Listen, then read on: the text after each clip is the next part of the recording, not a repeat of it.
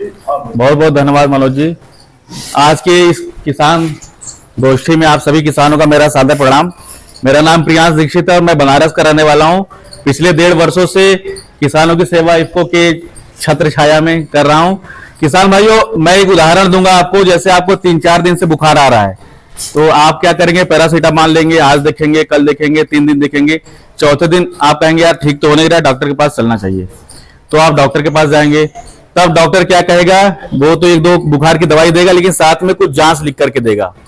वो जांच आप करा करके ले आएंगे डॉक्टर के पास। डॉक्टर उस जांच के परिणाम को देखेगा, उसके बाद फिर आपका असली इलाज शुरू होता है। तब पता चलता है कि आपको वास्तव में क्या बीमारी है और आपको क्या दवाई देनी चाहिए। ठीक वैसा ही व्यवहार हमें किसके साथ करना चाहिए? अपने मिट्टी के साथ। जैसे जब भी मिट्टी बनती है, जैसे ये जो मिट्टी हमारे पास है, ये मिट्टी 1-2 दिन में नहीं बनी है, इसको बनने में कई हजारों साल लगे, तब ये मिट्टी बन के तैयार हुई है। अब जैसे कोई भी मिट्टी बनती है किसान भाइयों, तो उसमें 5 मुख्य उसके भाग होते हैं। सबसे पहले जैसा जोशी सर ने बताया कि बालू, यानी कि चट्टानों का भूरा पाउडर। दूसरा हो गया हवा, मिट्टी जहां रहेगी हवा वहां अपने पास उसके पास रहेगी। तीसरा हो गया नमी, यानी कि पानी।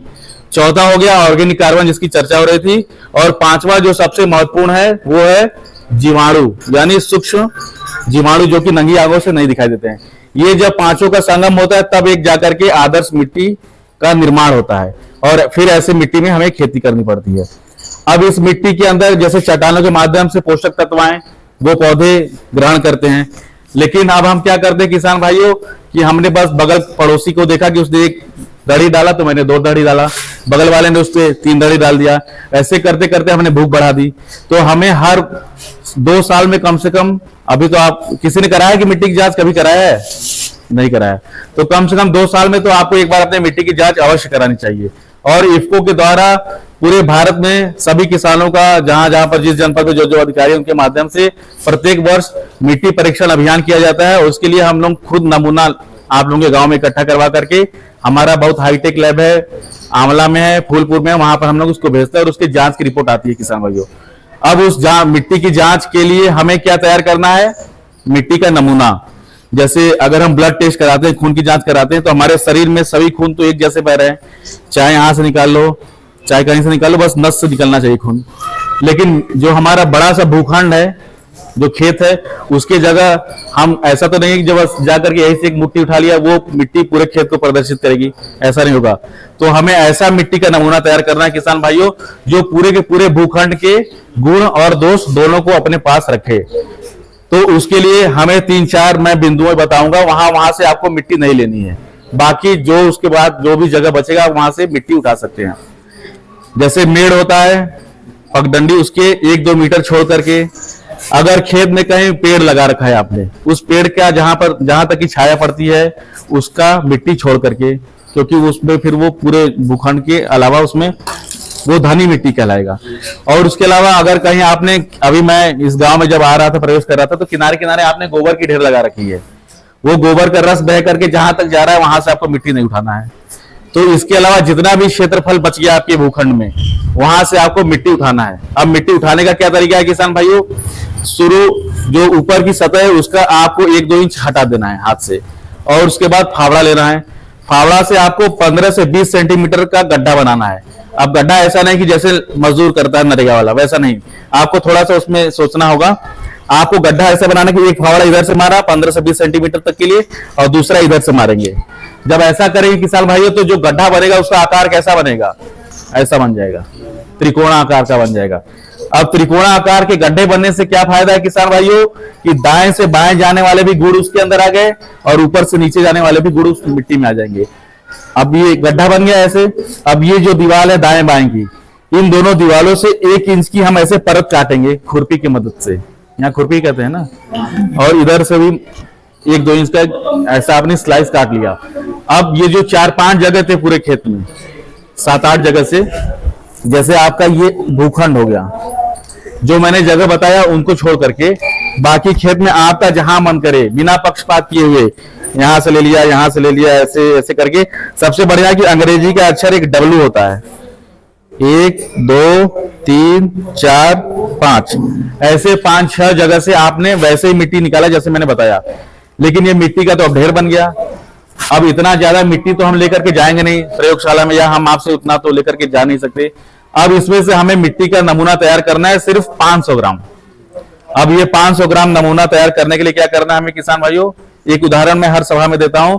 जैसे ये गांव है रागड़वाला, यहाँ के प्रधान जी यहाँ पर हैं उपस्थित, आप हैं। अब मैं बोलूं गांव रागड़वाला तो सबसे पहले किसका ख्याल आएगा? प्रधान जी का, क्योंकि ये पूरे गांव को प्रदर्शित करते हैं। ठीक उसी तरीके से वो जो मैं आदर्श नमूना जिसको बोला जाता है मिट्टी का, वो उस पूरे भूखंड को प्रदर्शित करे। इसके लिए हमें क्या करना है, हमें जगह जगह से 5-6 जगह से मिट्टी का एक ढेर इकट्ठा कर लिया, उसको घर ले आए छांव में, धूप नहीं, छांव में हल्का सा सुखा लिया और उसको पल्ली पे बिछा लिया। पल्ली पे जब बिछाएंगे किसान भाइयों, और उसकी एक पतली परत बना ली, पल्ली पर मिट्टी का ढेर कुछ ऐसा परत बन जाएगा। अब इसके हमें 4 बराबर भाग करने हैं। एक डंडा ले लिया लंबा सा, ऐसे कर दिया, ऐसे कर दिया, तो ये 4 भाग बन जाएगा। जैसे ये 4 भाग बना भाइयों, तो 2 विपरीत दिशाओं के मिट्टी के भाग को हम छांट करके फेंक देंगे। अब कौन बचा? ये दोनों भाग बचे। इन दोनों को हमें फिर से मिलाना है, फिर से एक दूसरे से मिलाएंगे, फिर से वैसे ही करेंगे, पतली परत में बनाएंगे, 4 भाग करेंगे, ये दोनों विपरीत दिशाओं को हटा देंगे। ये जो दोनों विपरीत दिशाओं की मिट्टियां बची, इसको मिलाएंगे, फिर से उसको परत बनाएंगे, फिर 4 भाग करेंगे। ऐसा करते करते हम तब तक नहीं रुकेंगे किसान भाइयों, जब तक वो मिट्टी का नमूना सिर्फ 500 ग्राम न बचे, यानी आधा किलो। वो जो आधा किलो मिट्टी का तैयार हुआ है, वो है हमारे प्रधान जी, उस पूरे भूखंड के वो हैं प्रधान जी। वो पूरे भूखंड के मिट्टी के गुण को और दोष को दोनों को वो प्रदर्शित करते हैं। अब ये जो मिट्टी 500 ग्राम तैयार हुआ है, इसको आप किसी साफ प्लास्टिक की पन्नी में रख करके अच्छे से बांध दीजिए। फिर इस जो प्लास्टिक के जिसके अंदर मिट्टी बनी हुई है, इसको किसी दूसरे साफ प्लास्टिक में रखिए। 2 प्लास्टिक की जरूरत पड़ेगी। एक में मिट्टी रखा, बांध दिया, फिर उसको दूसरे प्लास्टिक में रखा, और वो दूसरे प्लास्टिक में आपने पर्ची ली, जैसे मैंने मनोज जी का अपने नाम की पर्ची तमाई, जैसे बागेश्वर बाबा जी पर्ची बनाते हैं, ठीक उसी तरीके से आपको क्या करना है, अपना नाम, मतलब किसान का नाम, पिछली क्या फसल थी, आगे क्या फसल लेना है, और अपने पहचान के लिए आप ताकि पहचान सके कि ये किस खेत की मेरी मिट्टी है। जैसे आप एक भूखंड का तो जांच के लिए मिट्टी का नमूना देंगे नहीं, 3-4 नमूना देंगे, तो आपने इसे पहचान के लिए लिख लिया कि ये मेरे ट्यूबवेल वाले खेत की है, ये मेरे पॉपुलर वाले खेत की है, ये मेरी नाके वाले खेत की है। ऐसा आप उसके ऊपर अपने पहचान के लिए लिख करके और वो आप इकट्ठा करके हमें दे दें। इसका निःशुल्क जांच इफ्को के द्वारा किया जाता है।